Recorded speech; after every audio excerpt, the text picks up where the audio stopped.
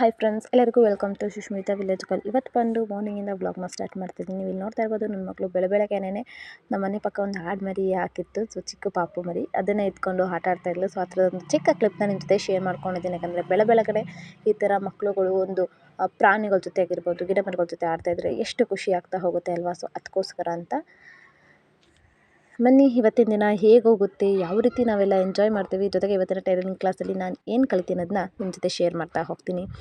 ಇವಾಗ ನಾನು ಮನೇಲಿ ಎಲ್ಲ ಕೆಲಸವನ್ನು ಮುಗಿಸಿ ಇವಾಗ ಟೈಲರಿಂಗ್ ಕ್ಲಾಸ್ಗೆ ಹೋಗ್ತಾ ಇದ್ದೀನಿ. ಬಸ್ಸಲ್ಲಿ ನಾನು ಹೋಗ್ತಾ ಇದ್ದೀನಿ. ಸೊ ಆ ಥರದ್ದು ಒಂದು ಚಿಕ್ಕ ಕ್ಲಿಪ್ ಇವತ್ತು ಬಂದು ನಮ್ಮ ಟೈಲರಿಂಗ್ ಕ್ಲಾಸಲ್ಲಿ ಏನನ್ನು ಹೇಳ್ಕೊಡ್ತಾರೆ ಅನ್ನೋದನ್ನು ಕೂಡ ನಿಮ್ಮ ಜೊತೆ ಶೇರ್ ಮಾಡ್ತಾ ಇದ್ದೀನಿ. ಇಲ್ಲಿ ನೀವು ನೋಡ್ತಾ ಇರ್ಬೋದು, ಬಾಬಿನ್ಗೆ ಯಾವ ಥರ ದಾರವನ್ನು ಹಾಕೋದು ಅನ್ನೋದನ್ನು ನಮ್ಮ ಹತ್ರ ಹೇಳ್ಕೊಡ್ತಾ ಇದ್ದಾರೆ ನಮ್ಮ ಲೆಕ್ಚರರ್ಸ್. ಇವತ್ತು ನಾವು ಟೈಲರಿಂಗ್ ಕ್ಲಾಸಲ್ಲಿ ಕಲಿತಾ ಇರೋದು ಫಸ್ಟ್ ನಾವು ಟೈಲರಿಂಗ್ ಮಿಷಿನ್ನ ಯಾವ ಥರ ವರ್ಕ್ ಮಾಡಬೇಕು ಅನ್ನೋದನ್ನು ಕೂಡ ಹೇಳ್ಕೊಟ್ರು. ಜೊತೆಗೆ ಅದಕ್ಕೆ ಬಾಬಿನ್ ಯಾವ ಥರ ಮಾಡಬೇಕು, ಜೊತೆಗೆ ಅದನ್ನು ಎಲ್ಲಿ ಸ್ಟಿಕ್ ಆನ್ ಮಾಡಬೇಕು, ಯಾವ ರೀತಿ ನಾವು ಅಟ್ಯಾಚ್ ಮಾಡಬೇಕು ಅನ್ನೋದನ್ನು ಕೂಡ ಹೇಳ್ಕೊಡ್ತಾ ಇದ್ದಾರೆ. ಇಲ್ಲಿ ನೀವು ನೋಡ್ತಾ ಇರ್ಬೋದು, ದಾರವನ್ನು ಆ ಥರ ಹಾಕ್ಕೊಂಡು ಒಂದು ಯಾವುದಾದ್ರೂ ಸ್ಕ್ರೂ ಡ್ರೈವರು ಅಥವಾ ಯಾವುದಾದ್ರೂ ಒಂದು ವಸ್ತುವಿಗೆ, ಒಂದು ಕಬ್ಬಿಣದ ವಸ್ತುವಿಗೆ ನನ್ನ ಹತ್ರ. ಸೊ ನೀವು ಇಲ್ಲಿ ನೋಡ್ತಾ ಇರ್ಬೋದು, ಸೊ ಬಾಬಿನ್ ಹಾಕೋದು ಹೇಗೆ ಅಂತಲೂ ಕಲ್ತ್ಕೊಂಡು ಈಗ ದಾರವನ್ನು ಹೇಗೆ ಸೂಜಿಗೆ ಹಾಕೋದು ಅನ್ನೋದನ್ನ ಹೇಳ್ಕೊಡ್ತಾ ಇದ್ದಾರೆ. ಎಷ್ಟು ಈಸಿಯಾಗಿ ನಾವು ಕಲಿತಾ ಹೋಗ್ಬೋದು ಅಂತಂದರೆ, ಕಲಿಯೋ ಇಂಟ್ರೆಸ್ಟ್ ಇದೆ, ಕಲಿಯೋ ಆಸಕ್ತಿ ಇದ್ದರೆ ಬೇಗ ನಾವು ಎಲ್ಲವನ್ನು ಕಲಿತಾ ಹೋಗ್ಬೋದು. ಅದ್ಭುತವಾಗಿ ಹೇಳ್ಕೊಡ್ತಾ ಹೋಗ್ತಾ ಇದ್ದಾರೆ. ನಾವು ಕಲಿಯೋ ಇಂಟ್ರೆಸ್ಟಿಂದ ಕಲಿತಾ ಹೋಗಬೇಕು ಅಷ್ಟೇ.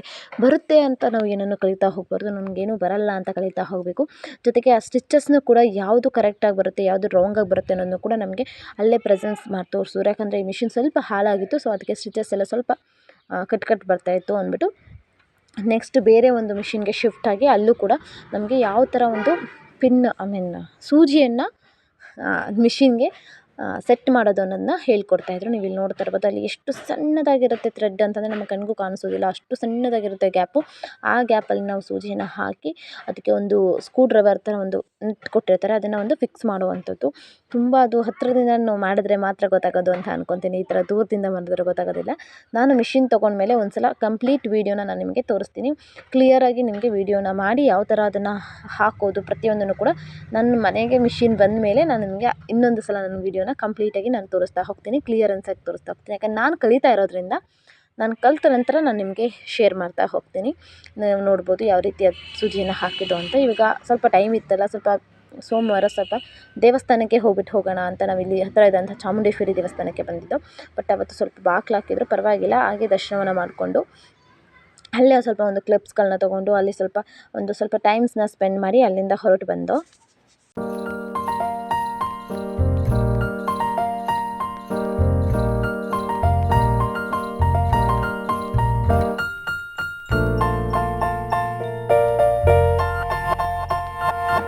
ನೀವು ಇಲ್ಲಿ ನೋಡ್ತಾ ಇರ್ಬೋದು, ಇವುಗಳು ಚಾಮುಂಡೇಶ್ವರಿಯ ವಿಗ್ರಹಗಳು. ಅಂದರೆ ಏನಾದರೂ ಫಂಕ್ಷನ್ ಮಾಡಿದಾಗ ಅಥವಾ ಎಲ್ಲಾದರೂ ಹೊರಗಡೆ ತೊಗೊಂಡು ಹೋಗಬೇಕು ಅಂದಾಗ ಆ ವಿಗ್ರಹಗಳಲ್ಲಿ ತೊಗೊಂಡು ಬರೋವಂಥದ್ದು. ಜೊತೆಗೆ ಇಲ್ಲಿ ಅದರ ವಾಹನ, ಚಾಮುಂಡೇಶ್ವರಿಯ ವಾಹನ ಕೂಡ ಅಲ್ಲೇ ಇತ್ತು. ಅದು ನೋಡೋದಕ್ಕೆ ಡೈರೆಕ್ಟಾಗಿ ನೋಡೋಕ್ಕೆ ತುಂಬ ಸ್ವಲ್ಪ ಭಯನೇ ಆಗ್ತಾಯಿತ್ತು ಅಂತ ಹೇಳ್ಬೋದು. ಇಲ್ಲಿ ಒಂದು ನವಗ್ರಹಕ್ಕೆ ಒಂದು ಪ್ರದಕ್ಷಿಣೆ ಹಾಕ್ಕೊಂಡು, ನನ್ನ ಅನಿಸಿಕೆ ಪ್ರಕಾರ ನವಗ್ರಹಕ್ಕೆ ಏತಕ್ಕೆ ನಾವು ಪ್ರದಕ್ಷಿಣೆ ಹಾಕಬೇಕು ಅಂದರೆ, 9 ಗ್ರಹಗಳು ನಮ್ಮ ಒಂದು ರಾಶಿಯಲ್ಲಾಗಿರ್ಬೋದು, ನಮ್ಮ ಒಂದು ಜಾತಕದಲ್ಲಿ ಹೇಳ್ತಾ ಹೋಗ್ತಾರೆ, 9 ಗ್ರಹಗಳು, ನಿನ್ನ ಗ್ರಹದಲ್ಲಿ ಗುರುಗ್ರಹ ಇದ್ದಾನೆ, ಅದಿದ್ದಾರೆ.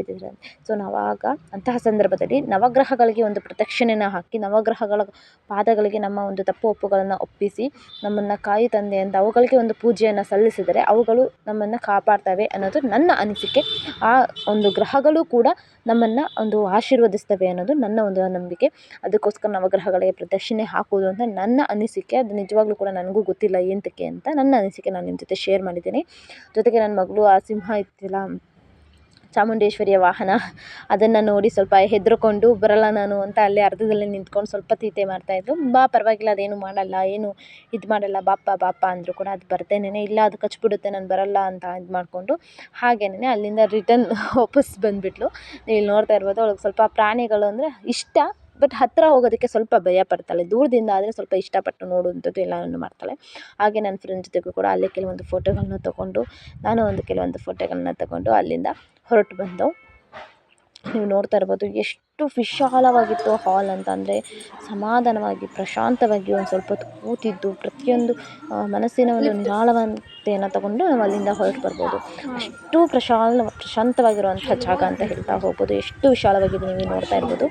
ಸೊ ಸ್ವಲ್ಪ ಹೊತ್ತು ಕೂತಿದ್ದು ಸ್ವಲ್ಪ ಎಲ್ಲವನ್ನು ಇದು ಮಾಡಿ ಅಲ್ಲಿಂದ ಹೊರಟು ಬಂದು ನಿಮಗೀಗ ಎಂಟ್ರೆನ್ಸ್ನ ನಾನು ತೋರಿಸ್ತಾ ಹೋಗ್ತೀನಿ ಹೇಗಿದೆ ಎಂಟ್ರೆನ್ಸು ಮುಂದೆ ಭಾಗದಲ್ಲಿ ಹೇಗಿದೆ, ಜೊತೆಗೆ ಚಾಮುಂಡೇಶ್ವರಿ ಜಾತ್ರೆ ಅಂತಲೂ ಕೂಡ ನಾನು ಸತ ಹೇಳಿದ್ದೆ.